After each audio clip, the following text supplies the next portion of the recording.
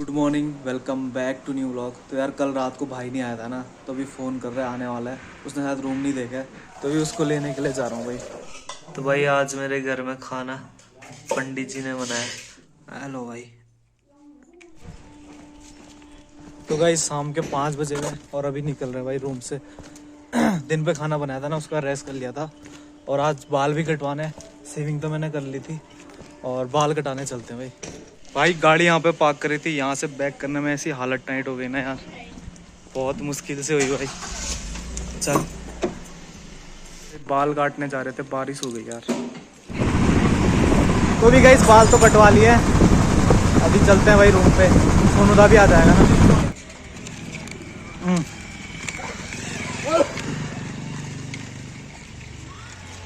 तो भी गाइस रात के 7:15 हो रहे हैं, तो भी भाई आइसक्रीम खा रहे हैं। आइसक्रीम नहीं सॉरी कुल्फ़ी है, और काफ़ी टेस्टी हो रही है। दोस्त भी साथ में।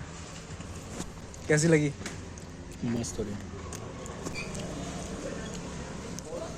वैसे भाई इसको पार्टी करानी चाहिए थी, तो आज के वीडियो में रिकॉर्ड कर रहा हूँ। इसकी पार्टी पेंडिंग है, कराएगा मस्त वाली अब। ठीक है, टेंशन क्यों लेगा? ग्रैंड पार्टी कराऊंगा, ग्रैंड ना कह दिया भाई, ग्रैंड पार्टी कराऊंगा, अब कराना पड़ेगा। 1-1.5 महीने के अंदर। हाँ 1-1.5 महीने के अंदर। 1-1.5 महीने नहीं, फिर कब? 2 महीने के सब अंदर। दोस्तों में होगी ना पार्टी। हाँ तो सब दोस्त होंगे ना, मनीष भी आ जाएगा, पाठक भी आ जाएगा। रुको जरा, सब्र करो, कुछ बनने तो। आज की वीडियो व्लॉग ना होकर के एक कन्वर्सेशन होने वाली है, जहाँ पे मैं आपसे कुछ वार्तालाप करूँगा और हो सकता है कि आपकी लाइफ में यूज़फुल हो जाए। तो शुरुआत करते हैं परफेक्ट एस्केप, जो कि इस वीडियो का टाइटल भी है। क्या परफेक्ट एस्केप हो सकता है हम सब के लिए, जो जिसका कोई साइड इफ़ेक्ट ना हो। Side effect in the sense कि जैसे एस्केप की अगर मैं बात कर रहा हूँ, तो एक टाइम पे एक गेम आया था पबजी, जो कि हाल ही में दोबारा से लॉन्च होने वाला है।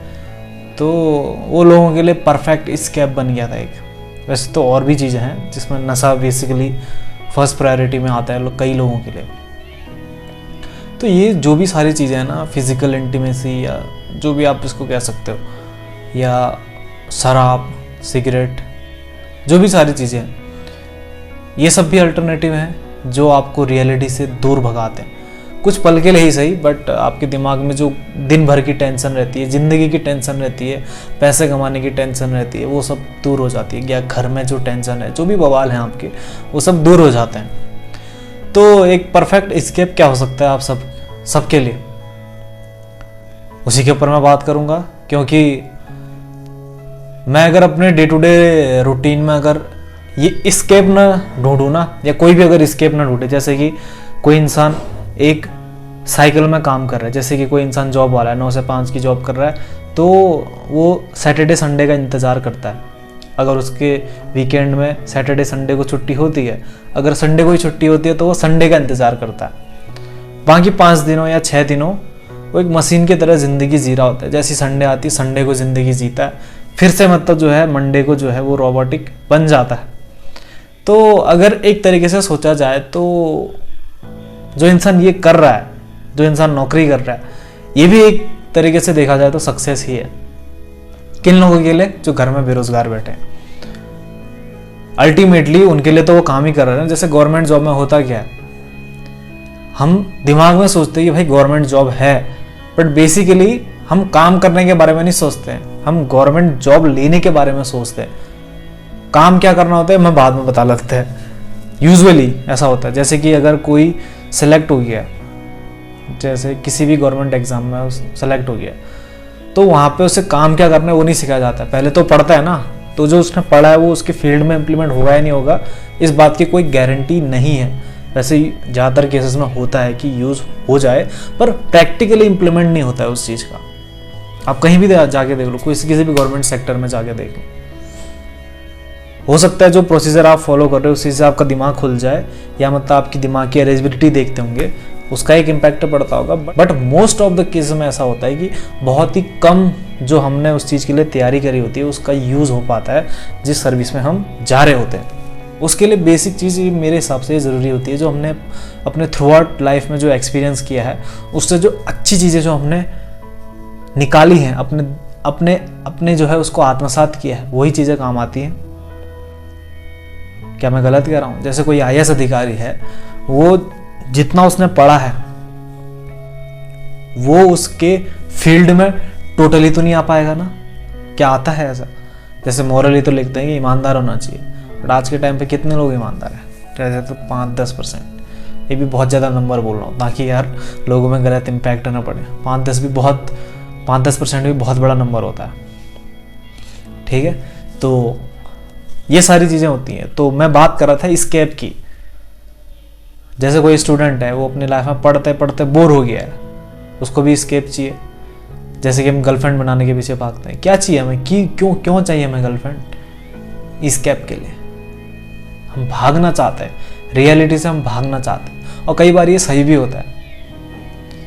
एस्केप जरूरी है भाई, आप किसी का भी एस्केप ले सकते हो, और जिसने ये परफेक्ट एस्केप पकड़ लिया ना, वो लाइफ में सक्सेसफुल हो जाता है। तभी आपने बहुत सारे ऐसे लोग देखे होंगे जो नशा करते हैं या अदर किसी चीज़ों में इन्वॉल्व रहते हैं, और हो सकता है कि सक्सेसफुल होने के पीछे उनके इन हैबिट्स का कुछ हाथ रहता हो। जैसा कि मतलब टीवी एड्स में हमें दिखाया जाता है कि कोई ये नशे वाली चीज़ ले लो, ये जो है हमारे शाही अंदाज का सीक्रेट है, या जो हमारी सफलता का राज है।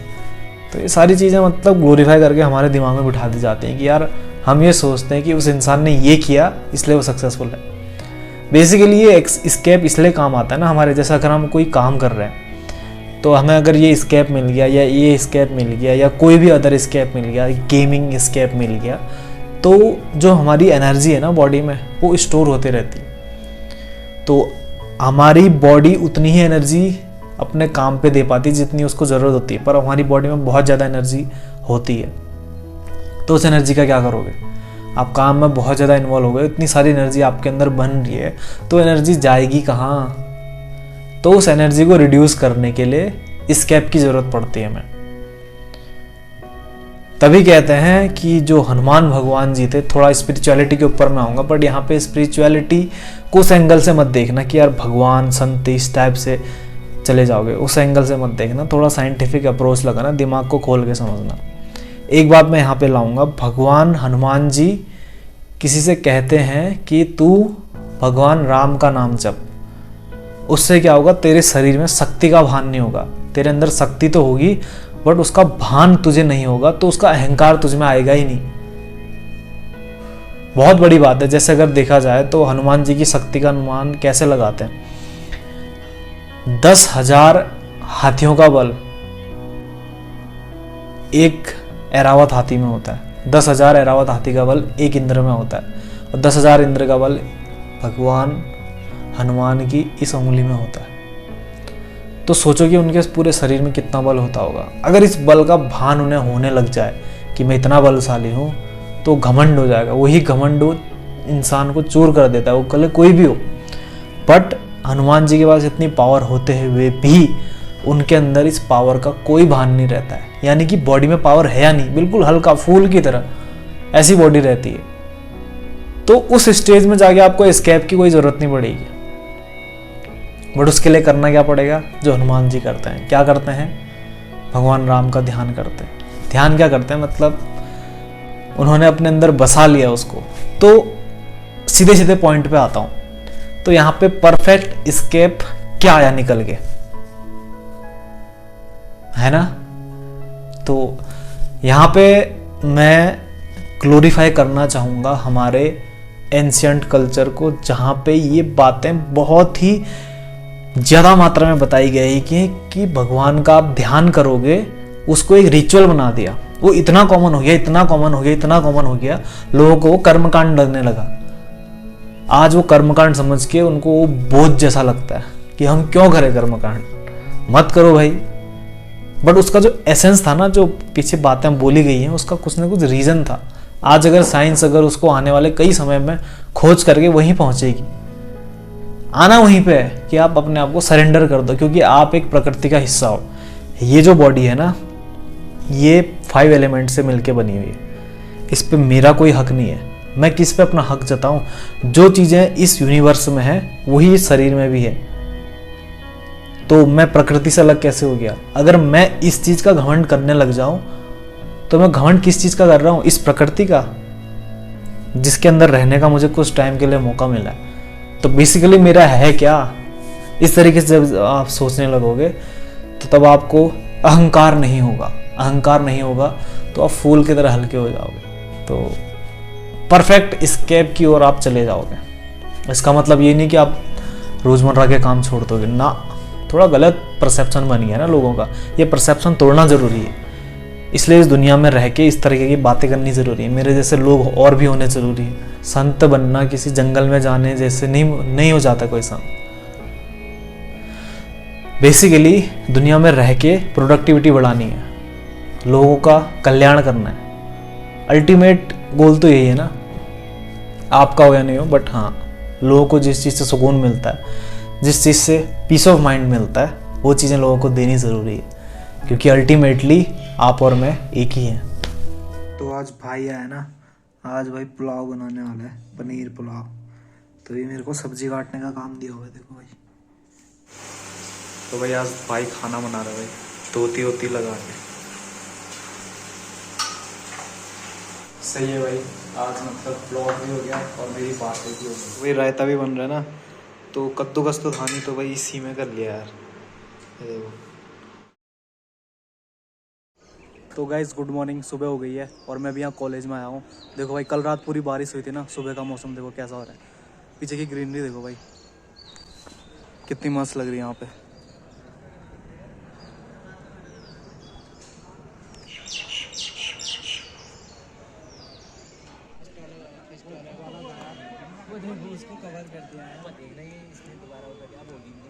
मैं भी यहाँ पे आया हुआ था और इतने अच्छे लोग हैं ना, मैं बिना हेलमेट के आता है। एक्चुअली शाम हो गई ना, तो मुझे इन्फॉर्म कर दिया कि यहाँ पे पुलिस है भाई। वो देखो वहाँ पे पुलिस खड़ी है, तो अभी मैं दूसरे रास्ते से जा रहा हूँ। एक्चुअली यार रात को कौन पहनता है यार हेलमेट? एक तो बल्कि होता है ना, छोटा वाला होता तो मैं ले भी आता। 7 बजे वाला घंटा बज गया भाई, 7 बजे।